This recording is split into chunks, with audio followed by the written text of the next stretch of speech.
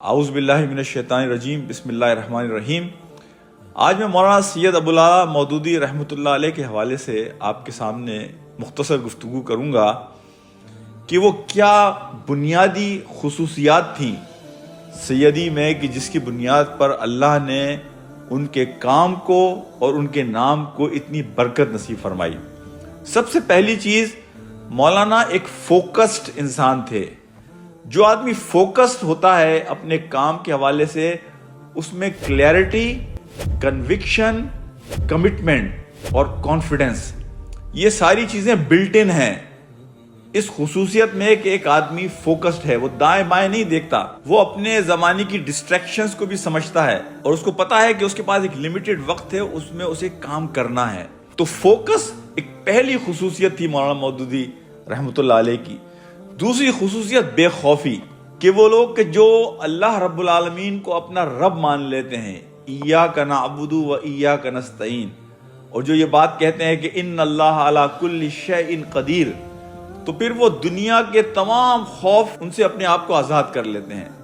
مولانا مودودی رحمۃ اللہ علیہ نے نہ انسانوں کا خوف کیا، نہ حکومت کا خوف کیا۔ مولانا نے ہمیشہ بھرپور انداز میں بے خوف ہو کر اپنی بات کی،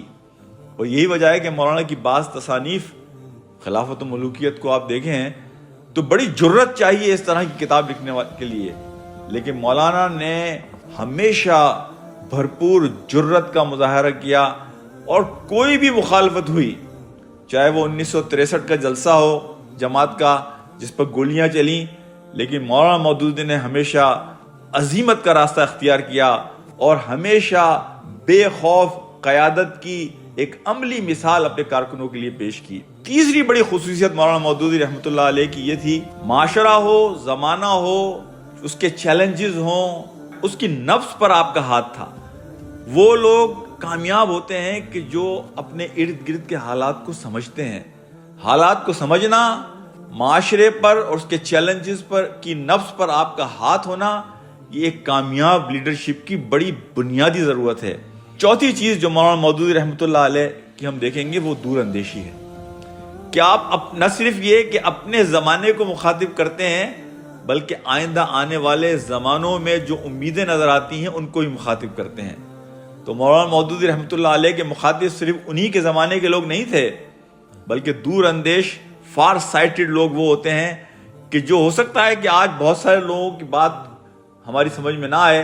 لیکن آئندہ آنے والے زمانے میں لوگ ان باتوں کو زیادہ بہتر انداز میں سمجھ سکیں گے۔ یہ ایک چوتھی خصوصیت تھی مولانا مودودی رحمۃ اللہ علیہ کی۔ پہلی بات میں نے کہی فوکسڈ، دوسری بات میں نے کہی بے خوفی، تیسری بات میں نے یہ کہی کہ زمانے، حالات اور اس کے چیلنجز کو سمجھنا، اس کی نفس پر آپ کا ہاتھ ہونا، اور چوتھی چیز دور اندیشی۔ پانچویں بنیادی چیز جس نے برکت دی مولانا مودودی رحمۃ اللہ علیہ کے کام میں، وہ ان کا اخلاص تھا۔ دیکھیں، مولانا مودودی کے کام کو جب ہم دیکھتے ہیں تو انسان کی عقل دنگ رہ جاتی ہے کہ ایک آدمی تنہا ایک تحریک کا آغاز کرتا ہے 1941 کے اندر، اور ایک بہت تھوڑے عرصے کے اندر نہ صرف یہ کہ وہ تحریک کھڑی کر دیتا ہے جو صدیوں میں پیدا ہوا کرتی ہے، وہ کوئی جماعت نہیں بناتا، وہ ایک تحریک برپا کرتا ہے، وہ ایک سوچ، ایک ٹرینڈ، ایک سوچنے کا انداز، وہ ایک پورے دنیا کے اندر انٹروڈیوس کراتے ہیں۔ مولانا مودودی رحمۃ اللہ علیہ نے اتنے کم عرصے میں جو کام کیا، پھر ان کی تحریریں، مزاحمتیں اپنے دین کے فرنٹ پر، یہ مولانا مودودی کے اخلاص کا نتیجہ ہے کہ اللہ نے ان کے کام میں برکت دی۔ دیکھیں، اللہ جب کسی کو کوئی کام کرنے کی توفیق دے دے، اس کا مطلب یہ ہے کہ اللہ نے اس کے کام کو قبول کر لیا۔ مولانا مودودی کی تفہیم القرآن ہو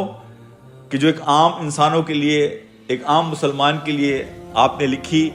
مولانا مودودی کا نوجوانوں کو خودی کا وہ پیغام، جو اقبال کا پیغام تھا، اس خودی کے پیغام کے نتیجے میں نوجوانوں میں اعتماد اور انہیں کھڑا کر دینا، پوری امت مسلمہ جو مردہ ہو چکی تھی، غلامانہ ذہن کے تحت بالکل ہتھیار ڈال چکی تھی، پوری دنیا میں اس مردہ جسم میں جان کا ڈال دینا، یہ مولانا مودودی رحمۃ اللہ علیہ کے اخلاص کا نتیجہ ہے۔ ختم نبوت کا معاملہ ہو تو ختم نبوت کو منوانے کے لیے مولانا کو جیل جانا پڑے، مولانا کو پھانسی کی سزا کا سامنا کرنا پڑے، بے خوفی کے ساتھ انہوں نے ختم نبوت کے معاملے کو آگے بڑھانے کا سب سے زیادہ کام کیا۔ اللہ کے رسول صلی اللہ علیہ وسلم کی سنت کے تحفظ کا کام ہو تو مولانا نے مارکو تلارا کتاب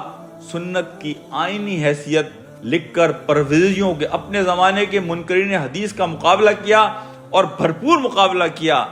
اور انہیں شکست فاش دی۔ دیکھیں زمانے کا مجتہد بے خوف ہو کر اپنی بات کرتا ہے، اس لیے کہ مجتہد کو یہ پتا ہے کہ اس کے پاس وقت کم ہے اور جو بات صحیح ہے وہ بغیر کسی مصلحت کے حکمت کے ساتھ اسے کرنی چاہیے۔ مولانا مودودی رحمۃ اللہ علیہ نے مصلحتوں کا سہارا لینے کے بجائے حکمت کا ہتھیار اختیار کرتے ہوئے اپنی بات کو بھرپور انداز میں لوگوں کے سامنے پیش کیا۔ اللہ سبحانہ و تعالی ہمیں توفیق دے کہ ہم مولانا کے بتائے ہوئے اصولوں پر عمل کر سکیں۔ ہم اللہ سے دعا کرتے ہیں کہ اللہ مولانا مودودی رحمۃ اللہ علیہ کے تمام کام اور کاوشوں کو قبول فرمائے، ان کی قبر کو نور سے بھرے، ان کے درجات کو بلند کرے اور ان کے کام میں مزید برکت عطا فرمائے تاکہ ہم اس کام کو آگے لے کر چل سکیں جس کام کا آغاز ابراہیم علیہ السلام نے کیا، جس جھنڈے کو پھر موسیٰ علیہ السلام نے اور عیسیٰ علیہ السلام نے اور نبی محترم صلی اللہ علیہ وسلم نے بلند کیا، ہم اس کام کو آگے لے کر چلنے والے بنیں۔ السلام علیکم ورحمۃ اللہ وبرکاتہ۔